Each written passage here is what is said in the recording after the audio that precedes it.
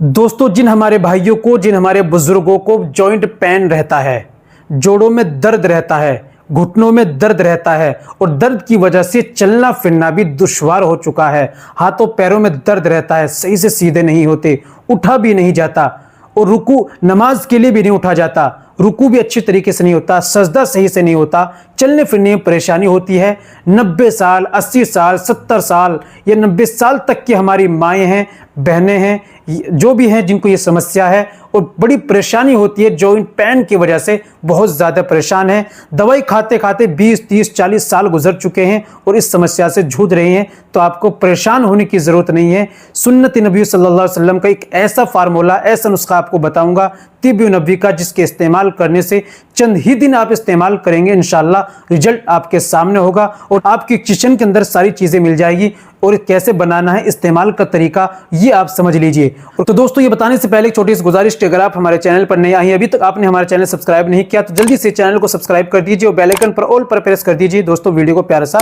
Like कर दीजिए। चलिए शुरू करते हैं, जान लेते हैं आज के नुस्खे के बारे में। तो दोस्तों, सबसे पहले आपको क्या लेना है, 1 गिलास दूध लेना है गाय का, उसके अंदर डालें 1 दालचीनी का टुकड़ा डालें, 5 हरी इलायची डालें, 1 चम्मच सौंफ डालें और आप जो है 1 चुटकी उसके अंदर हल्दी डालें और उसको इतना पकाए जब वो पकते पकते पौन गिलास रह जाए, उसको उतारें, नीचे उतार